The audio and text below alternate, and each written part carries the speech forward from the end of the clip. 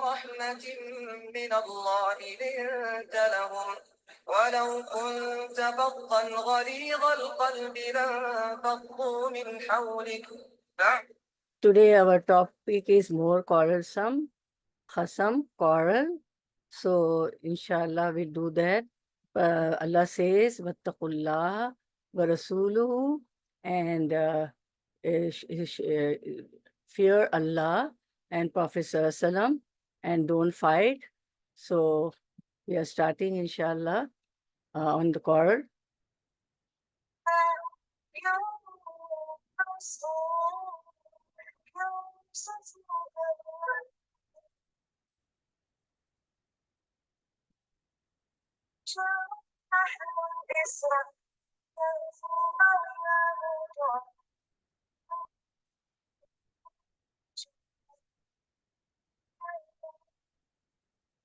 Assalamu alaikum wa rahmatullahi wa barakatuh. So today is our topic, Quarrel. In Arabic it is called al-khasam. So we'll do it in Islamic perspective, what Allah says in Quran and what is in the Hadith. Okay, let's start inshallah. Assalamu alaikum wa rahmatullahi wa barakatuh.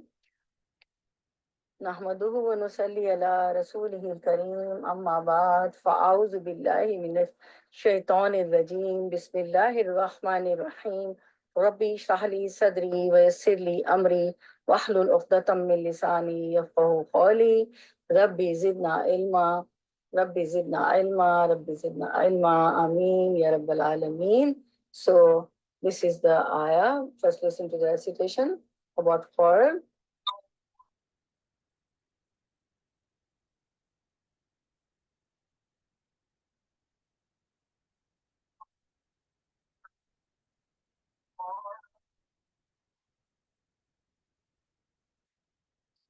Allah says in Surah Al-Anfal, ayah number 46, and obey Allah and His Messenger, and do not dispute, and thus lose courage, and then your strength would depart, and be patient. Indeed, Allah is with the patient. See what Allah says, don't dispute. What will happen if you dispute? If you lose, you will lose courage, and your strength, will you lose your strength also? So one has to be patient if other is also fighting with us. In another ayah, Surah Al-Baqarah, ayah 204, Allah says, let's listen to the recitation.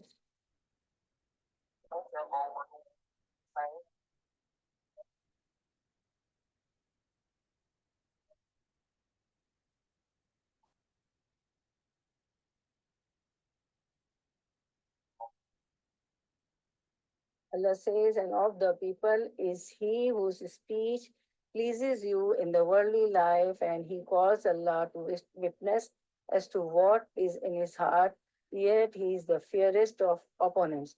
He is wahuwa aladul khisam. Okay? He is a hypocrite, whatever you see him is not like that. He is the fiercest of opponents, wahuwa aladul khisam. So now we see what is aladul khisam. There is a hadith also about it, aladul khisam. You see in the hadith also, the last four words, illallah, aladul khisam. Aladul khisam. Hadith also says that he is most quarrelsome. And this ayah also we see that wahuwa aladul khisam, he is the fiercest of opponents. So what does aladdu means? So there is a hadith. Actually, what happened that this lecture went in Urdu also, right? And Sister Uzma made all the slides in English also, and she had sent me also. And something is wrong with my iPad. It says updating, and those slides is still updating from night till so many hours, 12, 14 hours, right? But anyways, these we have got mixed in Urdu, English. Something is better than nothing, okay? So we can't say, oh, I don't have slides, so I'm not going to doing the dars or lecture. No, we can only do the listening also. But all the thing is here, Arabic is here. Most of the slides are in English also. It's technical fault. We can't help it with the technology. Okay. And things happen how Allah wish. Okay. So those who knows Urdu, they can also benefit. Those who are are not much interested in English, they can benefit from it. Okay. So, aladul khisam. Okay. So, in this, in hadith, it is said aladul khasimu. And in Quran, Allah says aladul khisam. Okay. Only this is different. The words are different. This word meaning is same, right? Okay. So here this you can see the translation in English also. So we'll see what Allah subhanahu wa ta'ala means by this. So there is a hadith that he is aladul khisam and the ayah also. So there is a hadith that narrated Aisha, the Prophet said, Aisha radiallahu anha, the most hated man in the sight of Allah is the one who is the most quarrelsome. So, and there is another isnad from Aisha radiallahu anhu. There is another hadith also that may Allah bless that the most hated man in the sight of Allah is the one who is the most quarrelsome. He is in fact the most hostile of adversaries. And Atar radiallahu said that the nasal cattle are, he said one nasl wal haywan, right? Aladul khisam, and Atar says an naslu wal haywan, meaning that nasal means cattle and animals, meaning he is the most argumentative of all those who argue. So such person destroys and harms people, animals, and fields where the harvesting is done, when the things are grown, he destroys that also, right? So here a certain character is described, Khasim and al-alad, okay? Aladul khisam. The word alad is from lud, a people that are ludda, argumentative, and imratun ladda, meaning argumentative woman. Alad is the singular and lud is plural. Alad is a person who is an expert in arguing, so difficult to overcome him. Ladidi al-wadi, alad is derived from the word ladidi al-wadi, meaning two sides of the valley. Meaning, imagine a person, you respond to one argument, he's argumenting, right? You respond to one argument, defeat on one claim of his, he comes up with another argument, you explain to him from one side, he comes from another, he doesn't end the argument, talks a lot. So Khasim, an expert in argumentation, knows how to argue and fight. An argumentative person is usually not upon truth, because he's not on truth, so he'll shout and he'll argue and he'll fight. So the people in Jahiliyyah, Jahiliyyah before Islam, right? The people in Jahiliyyah admired argumentative people. The argumentative people, the aladul khisam, the most quarrelsome people were liked. But the Prophet disliked it, and the Quran also doesn't approve this, okay? But Allah says that wahuwa aladul khisam. Wahuwa aladul khisam. And in hadith, what Allah Prophet said, aladul khasimu. Okay? Aladul khasimu. In the hadith it is said. Meaning he is disliked. This person is disliked. Okay? So now we see here. Okay. Now we see that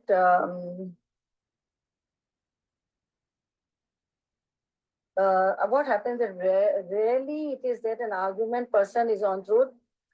The purpose is to conceal the truth through argumentation. The purpose is to weaken the truth.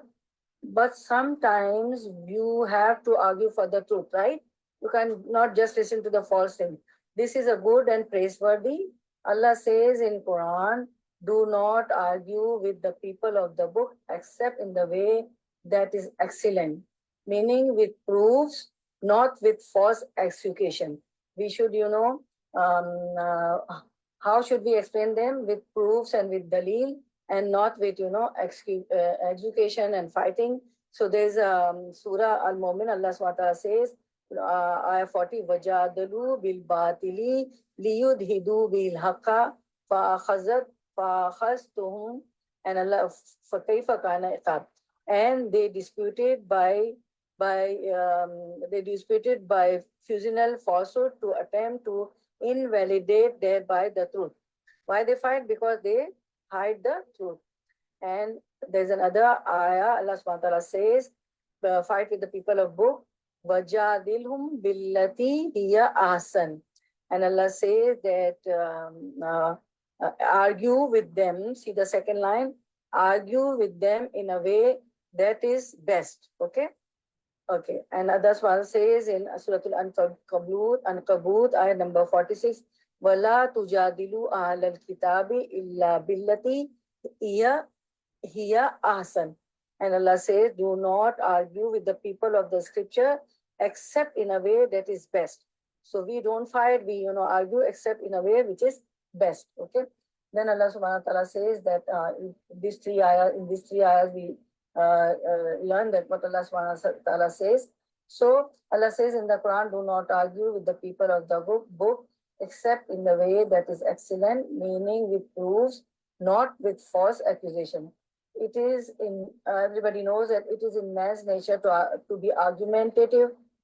So Allah subhanahu wa ta'ala says, has man not seen that we created him from a sperm drop and suddenly he's a khasimun mubin.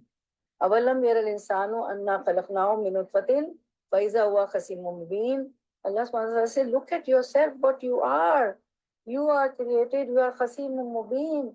You are created from a sperm drop and you grow up and you become a khasimun mubin, a clear adversary, open adversary, you fight.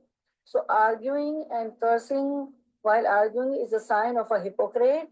Everybody knows 4 signs of hypocrite. One of the signs is that he argues and he fights. So narrated by Abdullah bin Umar, the Prophet said, whoever has the following 4 characteristics will be a pure hypocrite, and whoever has one of the following 4 characteristics will have one characteristic of hypocrisy unless and until he gives it up. Number 1, when he is entrusted, he betrays. Whenever he speaks, he tells a lie. Whenever he makes a covenant, he proves treacherous. Number 4, whenever he quarrels, he behaves in a very imprudent, evil, and insulting manner. Like he will abuse, he will use bad words, and he will insult the other person. So this is one of the signs of the hypocrisy. So Aladul Khisam, the quarrelsome person, is hypocrites also, because this is the sign of hypocrisy. Okay, fighting. Among the 4 signs, one of the signs is fighting, is a hypocrisy. So the Prophet said, those who adopt misguidance after guidance, then they only argue. And we see the hadith here. It was narrated that Abu Umama said, the Messenger of Allah said, no people go astray after having followed right guidance, but those who indulge in disputes. Then he recited the verse, nay, but they are quarrelsome people. Bal hum qawmum khasimun. That no, nay, but they are quarrelsome people. Okay, meaning such people argue a lot. He then recited this verse.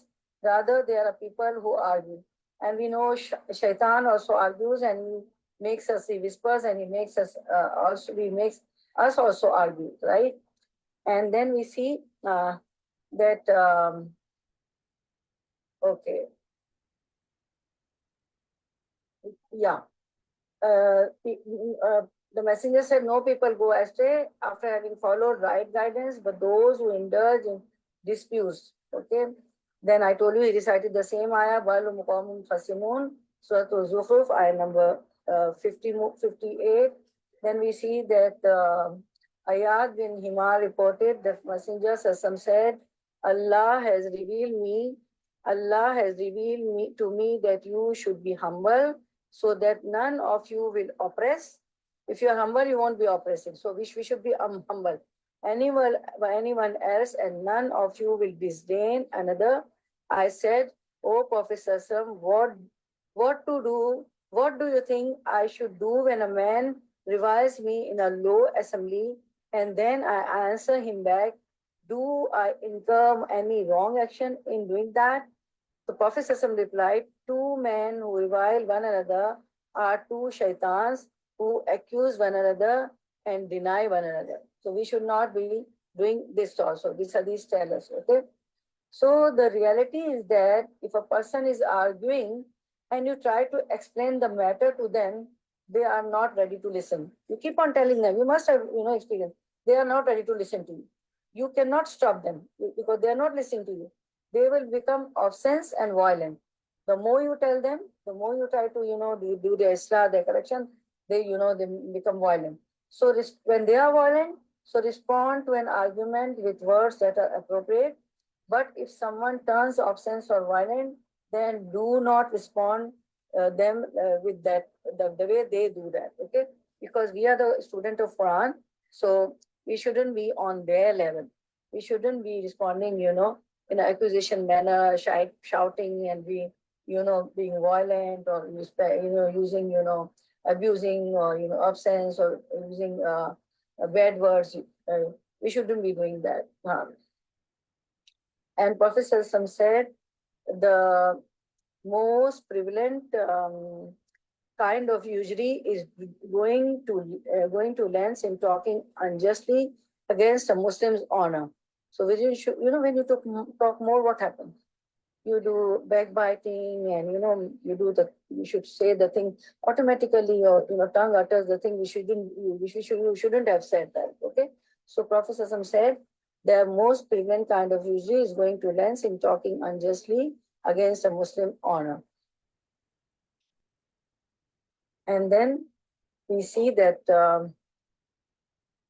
Prophet Sallallahu once, what happened, that narrated Aisha, a man asked permission to enter upon Allah's Prophet Sallallahu. The Prophet Sallallahu admit him.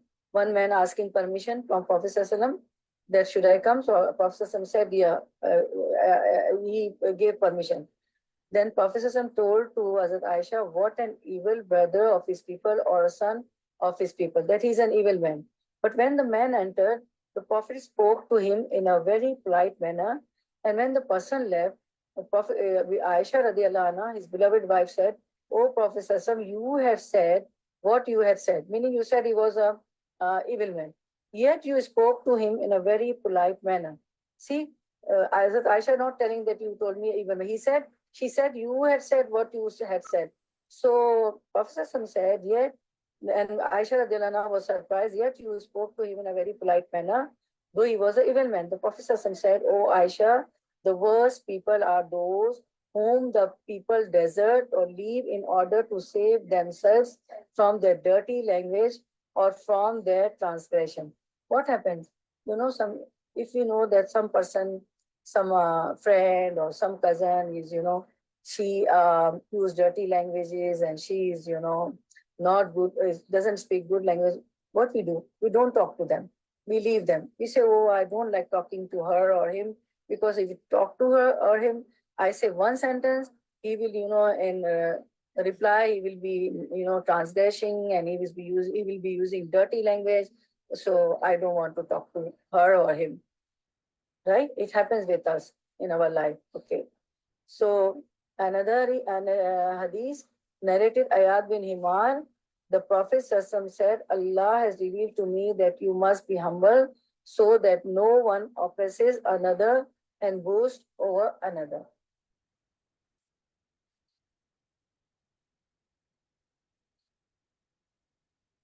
And then we see that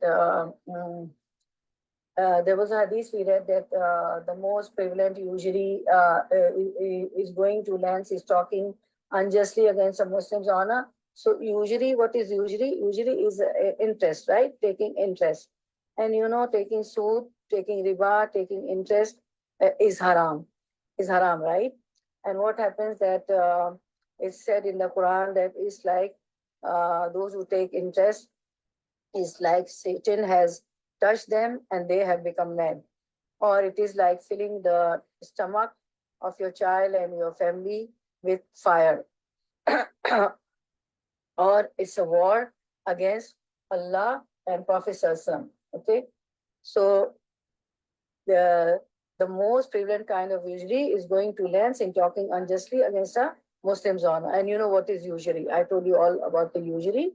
Okay, that it is haram and it is not like. So now we see that Prophet Sallallahu said, the worst people in the sight of Allah are those whom the people leave undisturbed to save themselves from their dirty language. People are scared to talk to this person. Okay. And Prophet ﷺ said, Allah has revealed to me that you must be humble so that no one oppresses another and boosts over one another. And now we see that Prophet ﷺ said that uh, whoever gives up telling lies in support of a false claim, a palace will be built for him in the outskirts of paradise. Whoever gives up arguments when he is in the right, a palace will be built for him in the middle of the paradise. What happens? Sometimes you are truth, but people are not listening to you in your family, at workplace, where you with your while the friends are around you. You are right. Somebody is telling lie. Somebody tell is not correct. You are right. You are on haq, and they are on batil, and you avoid fighting, you avoid argumenting them because they are not listening to you. The reward is that the palace will be built from him in the middle of the paradise. And sometimes at home also, to keep peace, one has to be silenced. The people who has got wisdom, they don't fight. They say, if I fight, my father has just entered.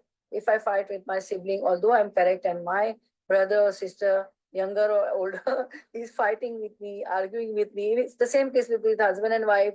If the husband is arguing some intelligent wife, she's quiet. And sometimes the wife is argumenting a lot, so husband is quiet. And mostly the wives are, quiet. They say that, husband has entered. And when some daughters like you, they've got wisdom, say, no, if I fight, my brother or my sibling is wrong, then my father has entered. And what will happen? This is a dinner time, and everybody will not enjoy dinner, and the mood will be ruined, the peace of the home will go away. So some wise people, they are quiet. They don't, argue much. So it's three types of promises. The last one, and whoever had good behavior, a palace will be built for him in the highest reaches of paradise. So the ranks and the levels will be high. If don't argument with the person who is argumenting, even though you are correct, you are right, okay? And even, there's a hadith that a person who never tell lies, um, even, while joking. And what we do, we are very happy, at home. We like, people joking, even, while you joke, what happened? They say false things, they say wrong things, and people enjoy, or they will, taunt somebody, or they will, uh, do, acting of some other person, talk in the same manner the other person talks. So this is not good. This is not like in Islam. And there are shows also on TVs, and those characters, those hero and heroines they are liked, and they are paid lot because they make people laugh. No matter uh, they say vulgar things, or no matter they say lies. So lies is not, telling lies is not accepted, even in the jokes also. And everybody knows in Surah Baqarah what we read, Azabun Azim for the non-believers, and Azabun Alim for the people who tell lies. Azabun Alim bima kanu yakzibun. They have got Azabun Alim, the painful torment, because they tell lies. And in the graveyards, what happens? The people who tells lies, what happens? There will be scorpion or the snakes. The size, their size will be like a mule or a horse. The scorpion size will be equal to the mule or the horses, and they will be on the top of a lyre. And one scorpion will have 7 mouths, and there will be 7. So multiply 7 by 7. So this is the torment of speaking lies. And the person who speaks lies, we just read the hadith, he is a hypocrite, right? So this is a very, encouraging hadith. And, and whoever had good behavior, good akhlaq, good behavior, if your behavior is good, if our akhlaq is good, if our character is good, for them also a palace will be built in the highest reaches of the paradise. May Allah make us among them, those. I guarantee. So this is the hadith. So good akhlaq surpasses everything. Your good behavior surpasses everything. When in this world people with good akhlaq are loved, they are missed. People want to be with them. You must have noticed when there's somebody, people miss the people who have got in the gathering also. If they don't come, people miss them. They say, oh, alas, she or he would have come. She's very nice. She talks so nicely, She's so good. Her character is so good. I like her, her company. So they are missed. If someone brings complaints to you, sometimes what happens, people brings complaints to you. And they whines and they cry that, oh, people don't treat me well. My such and such friend is good to my other friend. She is not good to me. So ask that person how many friends you have and tell me about 5 friends I can ask you about. They will not have 5 friends even. Why? And ask about them, the oldest friend they have, whom they have known since 10 years. This person who does not have friends is poor. They don't have friends. Why do friends leave? Why? Because they fight. They argument with the friends. Why do families break? Because, always quarreling and fighting and khasam and they are aladul khasam and argumenting this and that. So they leave. Why they leave? Uh, because of love? No, because of fighting and arguing. Why do children leave their parents? After the marriage also, children, people, some parents are after the children, do this, do that. It's good. You should tell them. You should do Amar bil Maruf, Nahi Anil Munkar, enjoying goods and, forbidding doing bad deeds. But there should be, it should be with, wisdom. Not always. Grown up children, you have to be, talk to them with wisdom. So they leave the parents also. Why do siblings stop seeing one another? Because parents, we must have, oh, my brother is very quarrelsome. My sister is very quarrelsome. So after marriage, they leave each other. And Allah doesn't like you leaving each other. And this quarrel, made people leave each other. If you don't speak 3 days with your fellow being, then your book of deeds are not presented to Allah subhanahu wa ta'ala. Because book of deeds are presented to Allah subhanahu wa ta'ala on Mondays and Thursdays. And Prophet ﷺ said, I fast Mondays on Thursdays because I like that when my book of deeds are presented before Allah subhanahu wa ta'ala, I am fasting. So what we are doing when the people fight, so this is a sin. People leave each other. Okay, so this is why we kept this topic that quarrel is such a bad thing. So because they leave each other, the siblings stop seeing one another because they are tired of fighting, arguing. So the fighting makes a person lonely. What happens when you leave each other? You are lonely. You are mentally unstable. And in the hereafter also, what happens? In the hereafter also, it harms him, and this leaving each other leads to nifaq, right? Because Allah subhanahu wa ta'ala says that if you don't talk to one another, 3 days have passed, these are not presented, so it harms in the hereafter also, and this fighting leads to nifaq, so to hypocrisy. So it is very important to avoid fighting. The most disliked person near Allah is one who fights. وَهُوَ أَلَدُّ الْخِصَامِ. And what happens?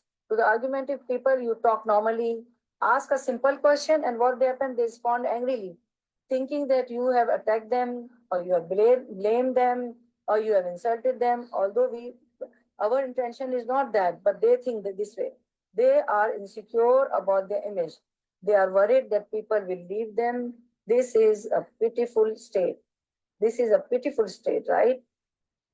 For them, because they think that people will leave them. And there is another hadith narrated by Abu Mama. I guarantee a house in the surrounding of paradise for a man who avoids quarreling, even if we were in the right. A house in the middle of the paradise for a man who avoids lying, even if he were joking. And a house in the upper part of the paradise for a man who made his character good. See, the hadith here, who made his character good. Okay. And the worst person is who is quarrelsome, aladul khasim. And what they fight again and again, thinking that they will win like this or will have control. But this is not how a person finds success. So avoid fighting as much as you are able. We should avoid fighting. Okay, you can speak with evidence without getting angry and showing a bad mood. Okay, our mood should also be good. Stay firm on the truth. You can argue in an ahsan way, in the best way, and the ahsan argument is the one that results in good, that leads to a good conclusion, at the end of which the two parties can come together or have no hard feeling. So convince the other of the truth, but don't attack and don't leave with hard feelings. Ikhtilaf and difference of opinion is healthy. Express your point of view. This may be Amar bil Maruf, enjoining good, and keeping them away from bad things. And it's possible that the other party may not like being told, but later will appreciate when they come to Deen, they'll appreciate, oh, that's this. One of my friends was right. She was enjoining goods and refraining me from the bad deeds. So later, he or she may appreciate. We like to stay sheltered and not differ with people. Okay? When a person shows frustration while being on the truth, that is where a discussion becomes an argument. When discussions become an argument, when a person shows frustration while being on the truth. Okay? So negativity is a toxic for ourselves. It harms us just like toxics do. And tolerance, sabr, patience, only the person who has come tolerance can bear criticism. When we are patient, we can bear the criticism. And the one who has tolerance, sabr, patience can avoid fighting. So it means when you are tolerating, the arguments, or you're not, telling anything, to have peace at home, to have peace at workplace or among the friends. So such person can do something big in their life when you can bear the criticism, when you have got the patience to bear the criticism of others, while also, even though you are on the right, then that you can do a big things in your life because you have got the patience. When you go to do something, you open some madrasa or school, you need lot of patience. You will come across so many people. Your, subordinates don't listen to you. They don't give you proper work. So, for doing something big, when you are patient, you can do that in your life. And then we see that what happened, that the Prophet said that may Allah bless him and grant him peace, said, do you know what calumny is? They said, no, Allah and his messenger knows best. He said, telling people what other people have said in order to create dissension between them. So there are people, whenever they go somewhere, whatever they listen, they come back and tell to the people that, oh, they were telling this about you, they were telling that of this, that's what happened. Then people, become aloof from each other because they create dissension between them. They keep on telling from wherever they come and whatever they have listened. So the Prophet said, they're telling people whatever people have said in order to create dissension between them. Okay, so we shouldn't do that. This also, this comes in backbiting also. Okay, and Prophet said that abusing a Muslim is fisq and evil doing. So when you abuse somebody, his fisq is an evil doing, and killing him is kufr, is disbelief. And once companions of the Prophet asked Prophet that Prophet said that don't abuse your fathers. So the companion asked, how one can abuse one's father? So Prophet said that when you abuse some other's father, in return they are going to abuse your father. So this meaning abusing our father ourselves, right? And this is how the Prophet explained.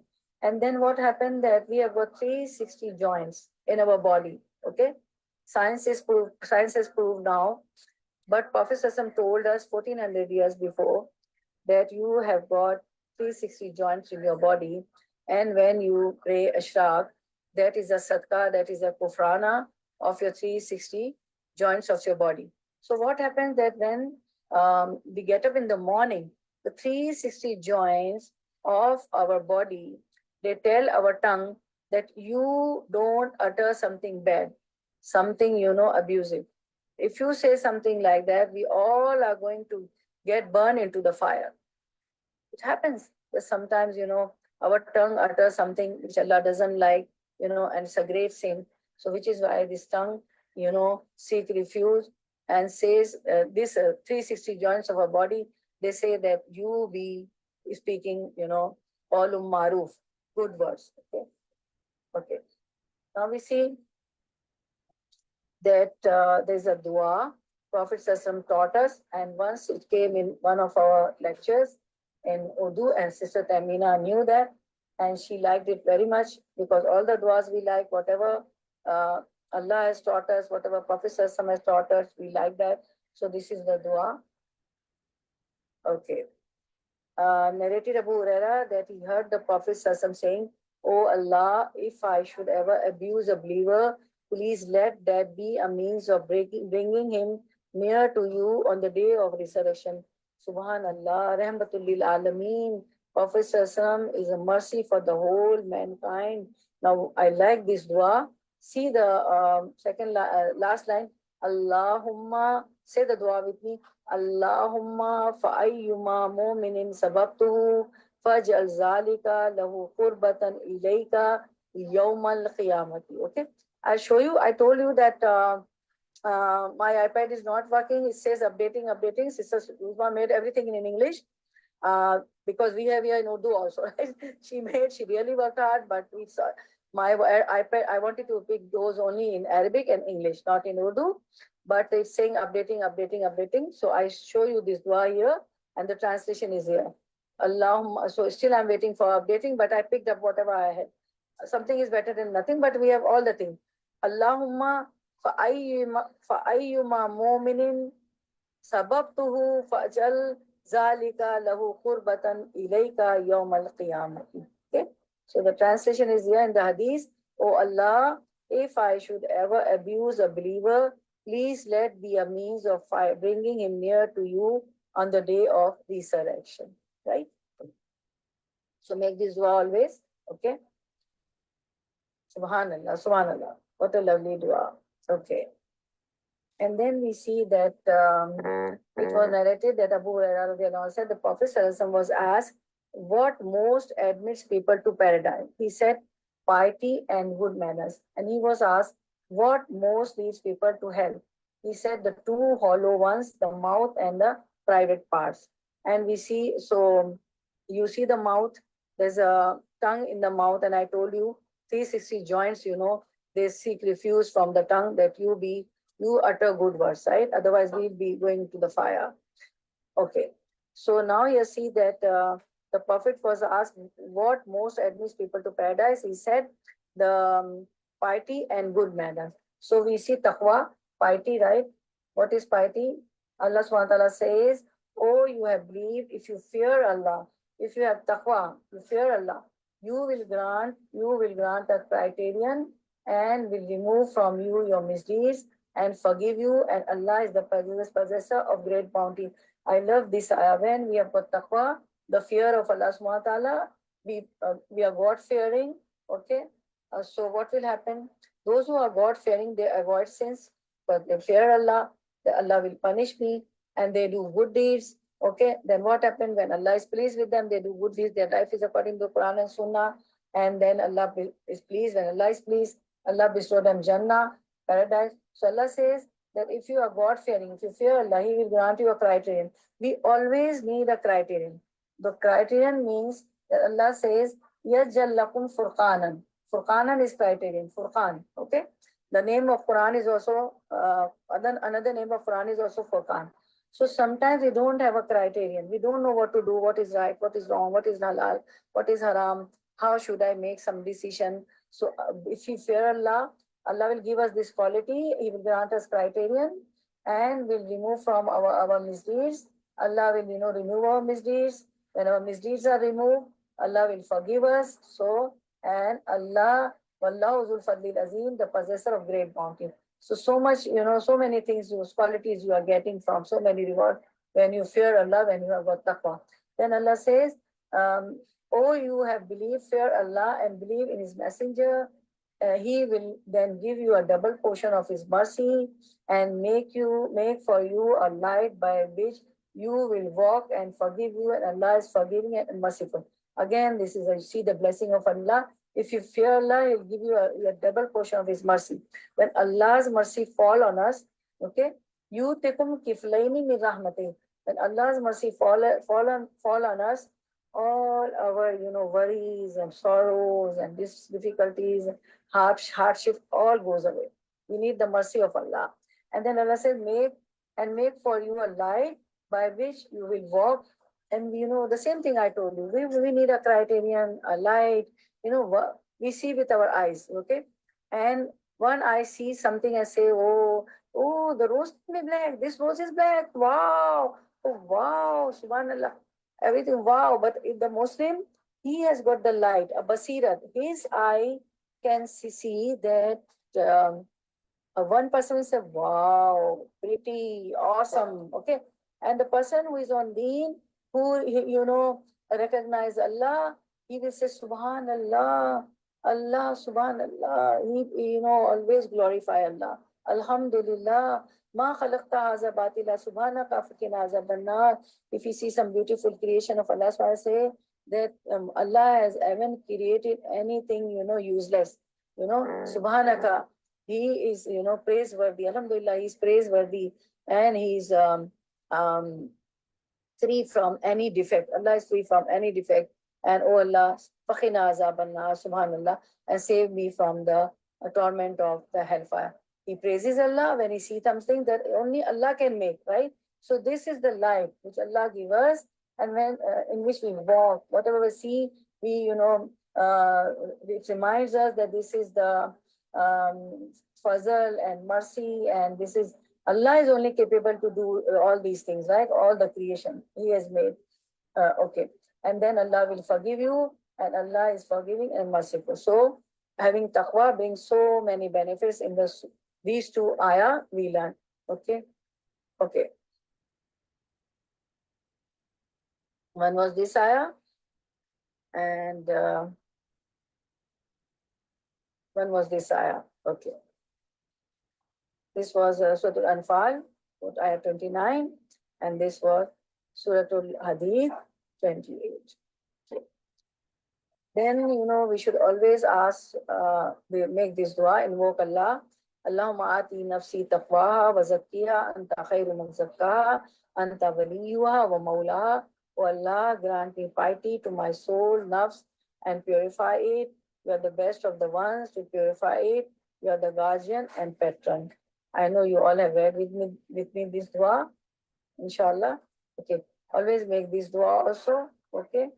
And Prophet said, whoever can guarantee the chastity of what is between his two jaws, bones, and what is between his two legs, that is his tongue and his private parts, I guarantee paradise for him. So we should control our tongue, okay? And everybody knows there is no friendship between a girl and a boy before marriage, okay? We sign a contract according to Quran and Sunnah, we do nikah, and we can start our life with a husband, okay? That is lawful. Whatever natural instincts Allah has given us, Allah has, given us the halal sources. So nikah is the halal source, right? So I think you are taking snapshots of these hadiths also. Okay. And, we were talking about fighting and being, don't be argumental. And if you are on the right path also, don't argue. So keep the peace of the house or at workplace or wherever you are. Okay.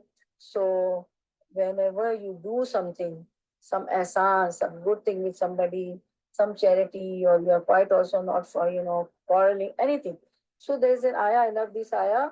Innama nut'imukum liwajillah, la nuridu minkum jazaa wala shukura.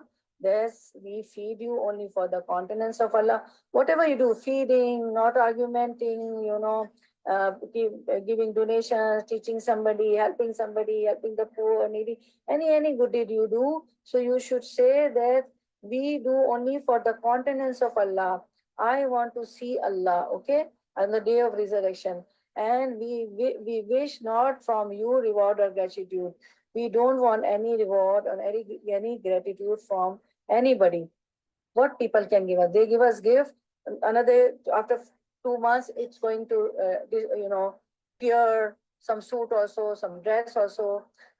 Nothing lasts long, over here. So we don't want any reward or any gratitude or for any good deeds, whatever we do from anybody else, from the people, okay, with whom we do, ihsan. We want reward from whom? Reward and gratitude from Allah subhanahu wa ta'ala, and we do all the good deeds to seek Allah's countenance on the day of resurrection, and reward and gratitude in this world also and in the hereafter also. So only thinking this, we should be nice to the people, right? Okay. Okay. And then always pray for the good, friends. Say the dua with me. Allahumma yassili jalisan salihan. Oh Allah, bestow me the righteous friend. Okay. I'll send you this English translation. And I told you on the WhatsApp also, because I told you I couldn't pick up those slides. Allahumma yassirli jalisan salihan. Oh Allah, bestow me righteous friend. Okay. So company also counts, right? Your company is good, your environment is good, your friends are good, the people around you is good. So that also leads us to the right path. Okay. And then we see, this is a very beautiful hadith. Okay. We'll do that inshallah. Okay. And then we'll conclude. This incidents happened when during the affliction of Ibn Zubair. Who is Ibn Zubair? He is the son of Hazrat Asma, and Asma radiallahu anha is the sister of Aisha radiallahu anha. Okay, so so this incident occurred at the time he was afflicted by Hajjaj. So this incident occurred. So we'll do that. Okay. Now we see that. Okay, there's an ayah that fight وَقَاتِلُوهُمْ حَتَّى لَا تَكُونُوا فِتْنَةً وَيَكُونُوا الدِّينُ لِلَّهِ فَإِنِ انْتَهُوا فَلَا عُدْوَانَ إِلَّا عَلَى الظَّالِمِينَ. This is the Surah Al-Baqarah, 193. Fight them until there is no more fitna and the deen belongs to Allah alone. If they cease, there should be no enmity towards any but wrongdoers. It's a very interesting hadith. It shows us what happened actually in that era. So what is the meaning of fitna? We look at that in the following hadith. The hadith is on the screen. During the affliction of Ibn Zubair, at the end of which Abdullah bin Zubair died after the affliction. So two men came to Ibn Umar radiallahu anhu. Ibn Umar is the son of Umar radiallahu anhu. Umar radiallahu anhu is the second caliph. Everybody know first caliph after Prophet ﷺ died was Abu Bakr Siddiq radiallahu anhu, and then the second caliph was Umar radiallahu anhu. So at the time of Umar radiallahu anhu, Ibn Umar. So what happened? The son of Ibn Umar is the son of Ibn Umar. So at that time, Abdullah bin Zubair died. He was afflicted with some, political crisis and all by Hujjaj. So two men came to Ibn Umar radiallahu anhu. Now you know who is Ibn Umar? The son of Umar radiallahu anhu. This incident occurred at the end of the life of Abdullah bin Umar.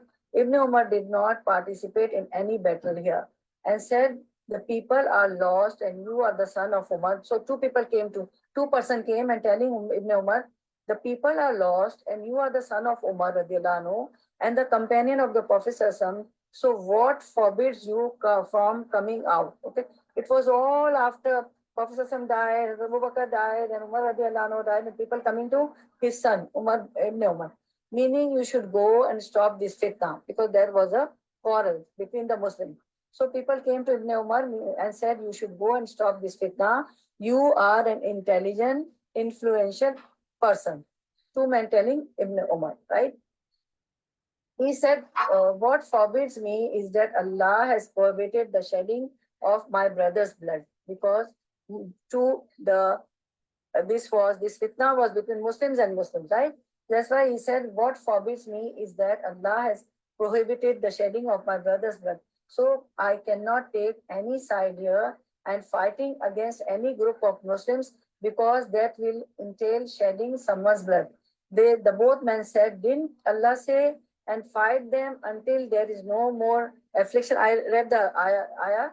They used a verse of the Quran to prove their point. The verse is correct, but it is not relevant here. And what happens that people talk out of context. They would take some hadith, some ayah, and they would talk out of context of this. So this, they were telling that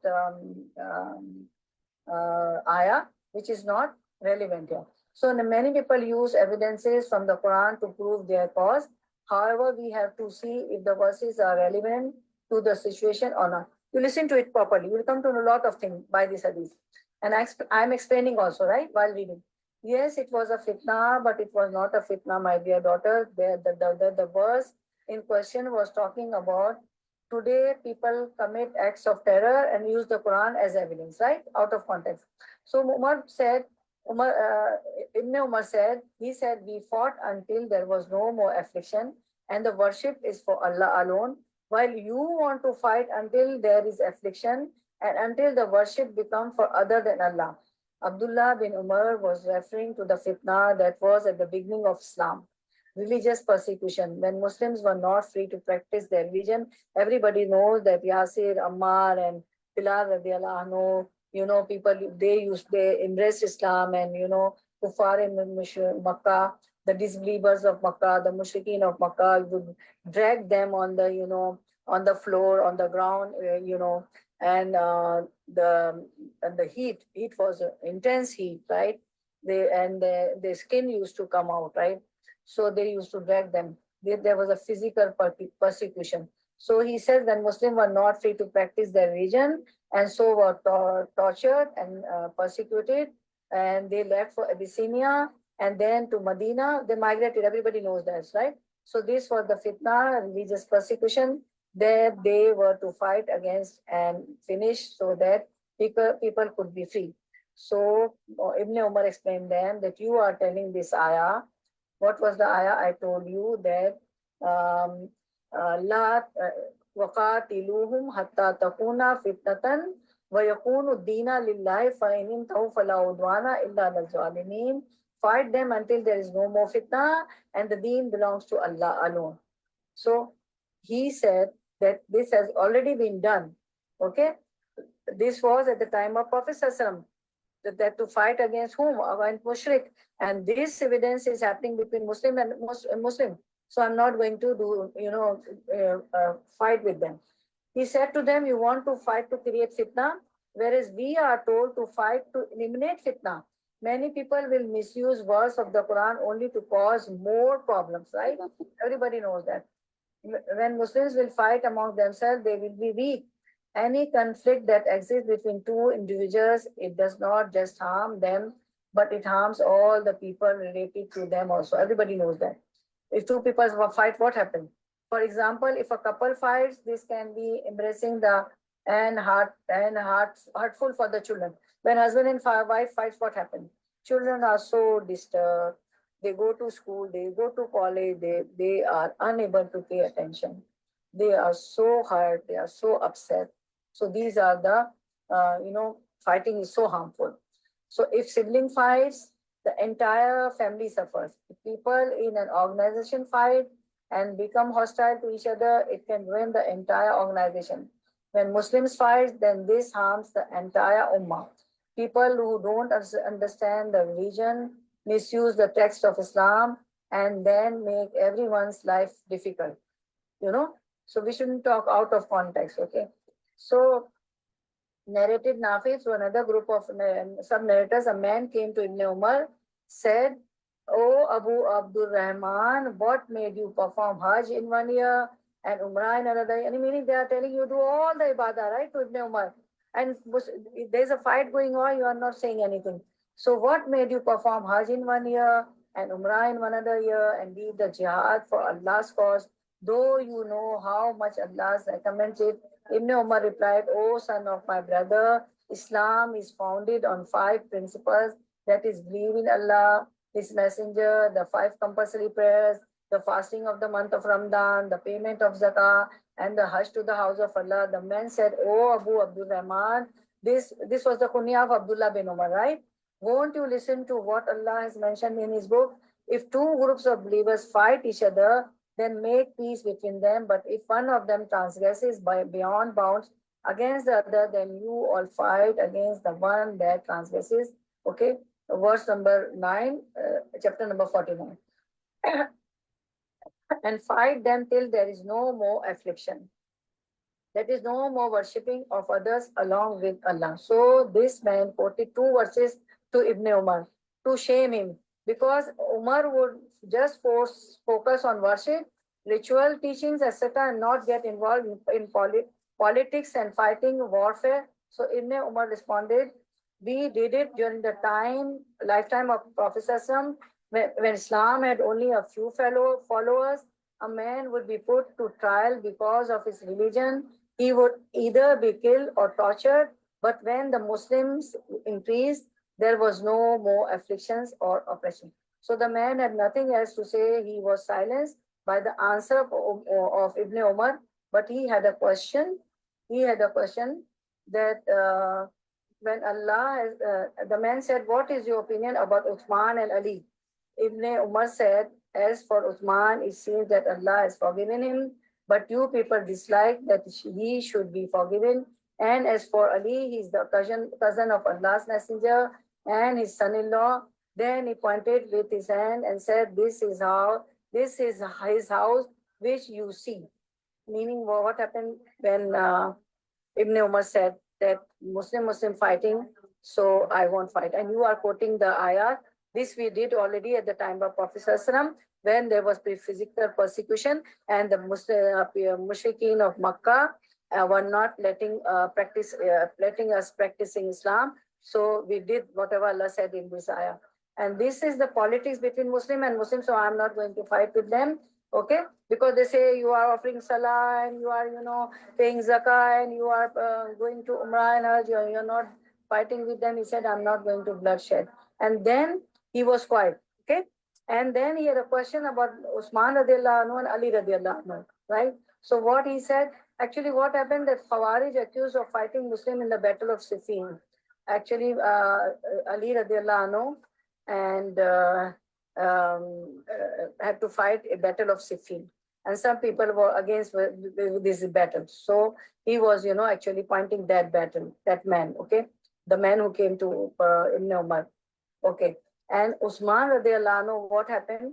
Prophet ﷺ told him not to go to the battle, one of the battle, because Usman radiallahu anhu's wife was sick. And the wife of Usman radiallahu anhu was the daughter of Prophet ﷺ. And so Prophet ﷺ told him to look after the wife. Okay. So Hazrat Ali said, whenever, some people come to you and talk something against some of your friend or your sibling, so you should, talk nice about them. So, okay. So Hazrat Ali radiallahu anhu talked nice about both of them, and then he pointed with his hand and said, this is his house which you see. And he pointed at their houses, that Ali's radiallahu anhu's house is near the house of, near the masjid of Masjid Nabi, right?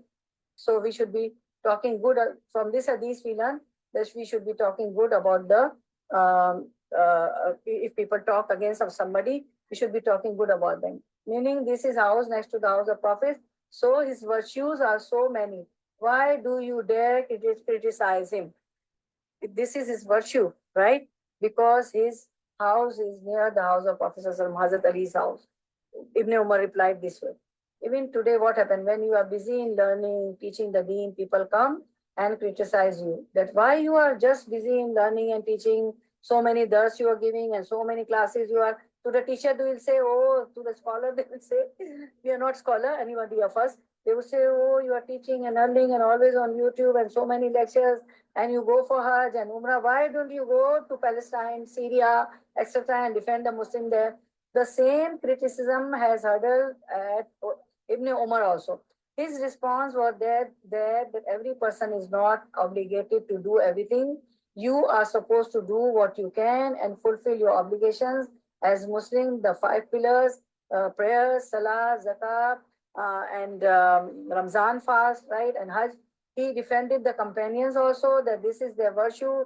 Their house is next to the Prophet's Prophet's mosque. Okay. Sometimes people come and complain to you about other individuals. So, so what should we should do? We should, if you are a judge, then go and listen to the other side and try to decide between them. You know, some people, you know, they don't listen both sides of a story. They listen one side of a story. So if some people come to you, say against something about against somebody, so you should listen the story of both the sides. So, and you are not in any position to do that. But if someone is just coming and winning to you, complaining about his bitter experience, then what should you do? Like Ibn Umar says, something positive, remove the negativity. They had an issue with Usman radiallahu anhu for having left the battlefield at one occasion, but he told them that Allah forgive him, so you should also forgive him. So what Ibn Umar said, that Allah have forgiven. First they came that, you know, see, crises are, the politics is being played between Muslim and Muslim. Oh, Ibn Umar, you are the commentator, you are the great mufassirin, you have such a knowledge, and you are the son of the Khalifa Umar radiallahu anhu, and you are not seeing what's happening. He said, I won't go and fight with them because there will be a bloodshed. So he was quoting the ayah. He said that you're quoting this ayah. We have done this. This has happened in the time of Prophet Sallallahu, when there was physical persecution. So we fought with the mushrikeen. Okay, and then he was quiet, and then he, you know, started, you know, being negative against Umar radiallahu, sorry, Ali radiallahu anhu and Usman radiallahu anhu, that he didn't go to the battlefield. So he explained why didn't he go. Prophet told him not to go, look after the wife, and about the battle of Siffin, that Ali fought, you know. So, and then he said, tell their virtues, they see their house is besides the Prophet mosque. So what happened?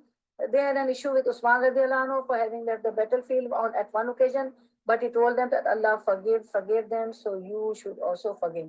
So, you know, sometimes some people do wrong with us. And, you know, on the day of resurrection, they will be, you know, with the people who are going to Jannah. Why? Because we don't know how they, they wept before Allah, they cried a lot, they, you know, sought forgiveness from Allah subhanahu wa ta'ala. They, you know, invoked, they made so many du'as, astaghfirullah, astaghfirullah, wa atubu ilayh, okay? And this is so important. People make mistakes and everyone has some history. But with time, if people change and repent, then forgive them. You never know, they've repented, and, you know, so we should also forgive them. If Allah forgives his servants, then why do we not forgive them? Why do we hold on their past mistakes? We shouldn't hold their past mistakes. We shouldn't be, you know, taunting them. Oh, you were this, you were that, you were that. Oh, look, fula, you were this, you were that. The Sahaba also made mistakes, and we are taught that we should focus on their good work instead of dwelling over their errors. Because Allah said, Radiallahu anhu wa radu anhum, Allah is happy with them and they are happy with Allah. So we shouldn't say anything about Sahaba Karam, companions of Prophet. Sometimes people come and criticize you on your face. They are so daring that they will say it to you. How should we be patient at that time? Understand that many times people accuse you of something because they don't know. It's because of the ignorance and of the situation. When the people of Taif heard the Prophet, he said to Jibreel, let them be, for they don't know. Perhaps from their children there will be those who believe. And it happened. You know, the people of Taif became Muslim. And Jibreel came that, you know, if you allow, we will destroy them within the two valleys. Prophet said of the Taif, Prophet said, no, perhaps their children will be from the believers. So Prophet said, I don't want to take revenge. Don't destroy this valley. So do not take offense. When the wife of Abu Lahab came to hit the Prophet and called him Mudammam, the wife of Abu Lahab was the uncle of Prophet, and his wife came and called him Mudammam. The Prophet said, I am not Mudammam. When someone is lying about you to you, then why do you believe them and take offense? If it is not true, you don't have to give it any importance. Like Prophet said, I'm not Mudammam. And if you get upset there, it means you are believing them. If a fly comes to you, you wave it away, you shoo it, repeatedly. So they let them say anything. You show that. Some people are like a garbage truck. They have to dump their negativity somewhere. So don't be a dump before them. Don't accept it. and you don't accept it by not accepting their negativity and responding. Never respond. Also, sometimes when people criticize you, you identify your faults. Have your children ever criticize you, your husband, your siblings? We also criticize them. This is something normal.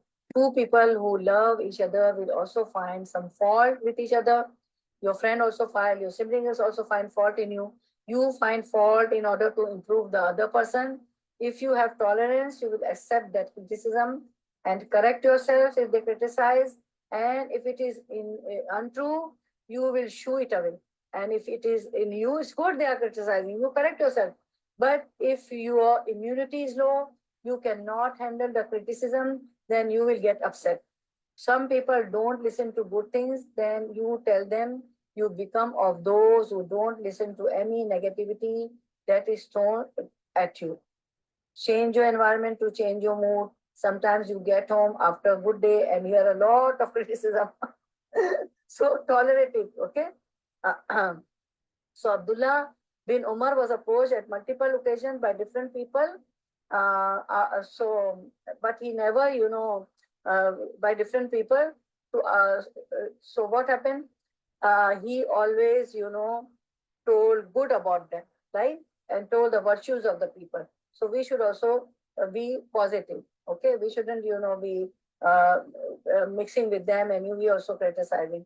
So Abdullah bin Umar was approached at multiple occasions by different people to intervene in the strife between Muslims. He refused because he did not think it was a good idea. He didn't believe in it. Sometimes people ask you to do something. If you are not capable of doing it, refuse. If you don't believe in the cause, refuse. You don't have to do everything. People come to you, 2 hours for fighting, you come. So if you think you are not capable of doing it, refuse. And if you don't believe in the cause that they're fighting is correct, not correct, so refuse. So you don't have to do everything, right? Okay. So in the Quran, we are taught to respond to evil with good. This changes enmity into friendship. So we'll conclude here, inshallah. Okay. And one thing more.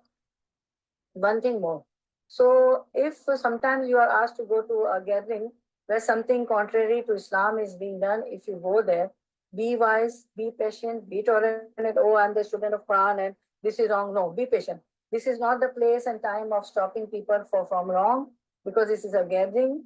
In general, Muslims are perceived as intolerant. In fact, religious Muslims are considered intolerant by average Muslim also. Why? Because we are not tolerant.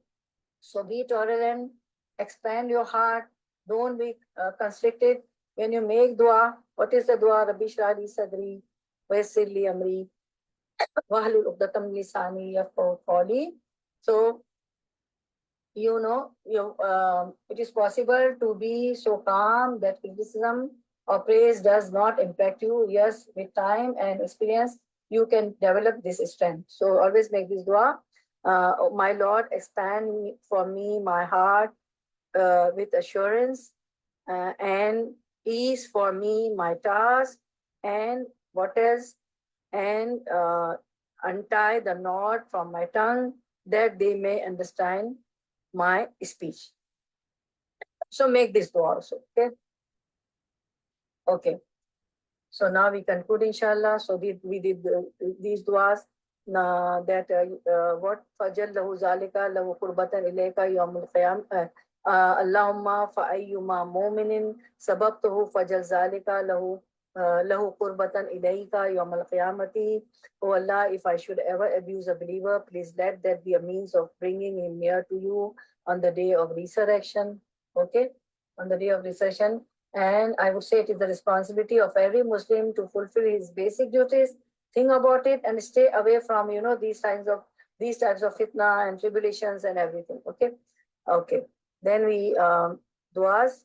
We made this dua. Okay, and this dua is again here with the Urdu translation and the English translation we did here.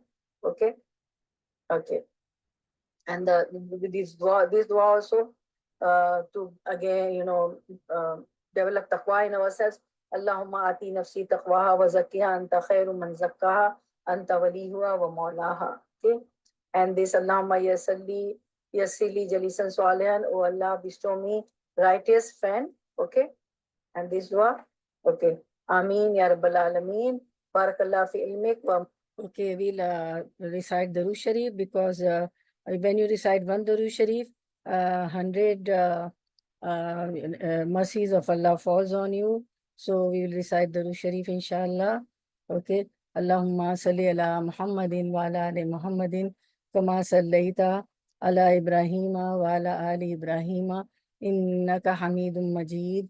Allahumma barik ala Muhammadin wa ala ali Muhammad kama barakta ala Ibrahima wa ala ali Ibrahima innaka Hamidum Majid. So we recited Durood Sharif, inshallah. 100 mercy will fall on us, inshallah. And then I would like to have your reflections, inshallah. Are you all there? Can you all see me? Assalamu alaikum. Wa alaikum salam. Yes, Bismillah. Bismillah. Thanks for reminding us not to talk bad about anyone or arguing with anyone. Yeah. Allah doesn't like lying or bad talking. Yes. It's easy for us to get carried away sometimes. Yes. But we just have to remember the teachings of Prophet Muhammad sallallahu alaihi wasallam. Yes, Jazakallah khair. Who will be the next, inshallah? Who will be the next? Yes, please. Yes, next. Assalamu alaikum. Wa alaikum salam wa rahmatullahi wa barakatuh. Yes, Bismillah. Hiba, Bismillah. Bismillah. I've really found today's lesson interesting. I feel like conflict resolution or settling conflicts has become such a complex thing in today's society that they teach classes and courses on it. Like, for example, therapists actually have to teach how to properly have a fight with somebody. But from today's lesson, I've learned that most of what they teach is similar to what Islam is telling us. For example, recognizing the harm that is caused by having an argument, recognizing what language you're using, and limiting the usage of bad language, and that it's okay to give up an argument when you know that you're in the right, because we all have the power to accept or ignore somebody's negativity. Yes, Barakallah fil, mashallah, mashallah, Nazifa, Hiba, mashallah, mashallah. May Allah increase you in knowledge, mashallah, tabarakallah. Okay, next, Risa. Yeah, assalamu alaikum. So, Yes, Bismillah. so in today's class, I learned, us as Muslims, we should not argue with people of the scripture. Only exception is to those who commit injustice against the followers of the scripture, right? So what this means is, like, we should not fight against Muslims or believers, right? We shouldn't fight against believers, but those who commit wrong against them. So, and as Muslims, we shouldn't be hypocrites, and we should help Muslims around us stay on the right path, guide them, and make sure they submit to Allah. Yeah, barakallah filmik, mashallah. Mashallah, everybody coming with great points, mashallah, tabarakallah. Okay, Fatima, Bismillah. Yeah, assalamu alaikum. Wa alaikum salam. Don't go away, we learn a lot from reflections. Okay, it will take only a few minutes. Okay, Fatima, Bismillah. Yeah, bismillah. Like Raisa mentioned, we shouldn't be hypocrites, and as Muslims, we have like our religion that shows that we're about peace, and we shouldn't and if people know that, oh, this person is a hypocrite, or this person is doing this and they're Muslim, it looks bad on us. So we should honestly uphold our honor, and we should do everything that we are saying that we would do, and like I said, like, not be a hypocrite, and help others and be kind and give them favors as well. Yes, mashallah, alhamdulillah. Okay, please don't go away. Myra, Bismillah, what you want to share, Myra? Assalamu alaikum, Bismillah, yes. Learning from today's lesson, as we've all mentioned, giving up a argument, of course, results us in having a house in the paradise, which is the biggest key to our success at the end as well. I feel like most of the times we do forget, and the shaitan gets in the middle so much that he plays with our minds so much that we forget that, what we, like, the treasures the treasures that we're losing. So and also there was a question, there's a dua for the end, Allahumma inni as'aluka husnul khatima, and then there was another one I wanted to confirm if it's right or wrong, because if I learned it, can I share it if it's okay? Yeah, I will send you on WhatsApp. Okay. No, there's a dua that I learned. It's similar to for our good ending. Which dua is that? It is Allahumma inni as'aluka al-ikhlas fil ilmi wal amali wa husnul khatima. I just wanted to know if it's yeah, this is correct. You are asking Allah for ikhlas. Yeah. And all these things. Yeah, that is correct. Because I wanted to know if it's authentic or not. Sometimes what happens, if the duas are also not from Quran and Sunnah, but Yes, they are correct, like Arabic, Arabs, exactly. they have got, they know Arabic, but their language is different. The dialect is different from Quran Right. and Sunnah, right? So Right. in their own language also, they like you. We speak Urdu, French, Right. Spanish, so we can ask in our own language also. As far Yes. as that dua is correct. So your Okay. dua is correct, mashallah. You are seeking ikhlas, sincerity in all your askar and your remembrance of Allah and your zikr and in your ibadah. Right. It's correct. Yeah. Jazakallah. Yes, that's all I wanted to share. Jazakallah for the lecture today. Barakallah feek. So okay. Okay, I'm ending the meeting. Inshallah, see you everybody. Jazakallah khair for coming, attending. Inshallah, see you next week. Inshallah, Saturday. Okay. Okay, who will recite the Majlis Dua? Bismillah. Okay, recite the Majlis Dua. Bismillah ar-Rahman ar-Rahim. Who will recite? Ending. Hafsa, you want to say something? Hafsa? Hafsa, you want to say something? No, ma, I joined it. Okay, okay, Then you said the dua. okay. Okay, recite Dua. Bismillah ar-Rahman ar-Rahim. Yes. Okay, Bismillah. recite. Subhanaka Allahumma wa bihamdika. Ashhadu an la ilaha illa anta astaghfiruka wa atubu ilayk. Okay. Jazakallahu khair. Yeah, barakallah fi ilmi. See you next week, inshallah. I'm ending the meeting by your permission, inshallah. See you next week, inshallah. Okay. Assalamu alaikum wa rahmatullahi wa barakatuh.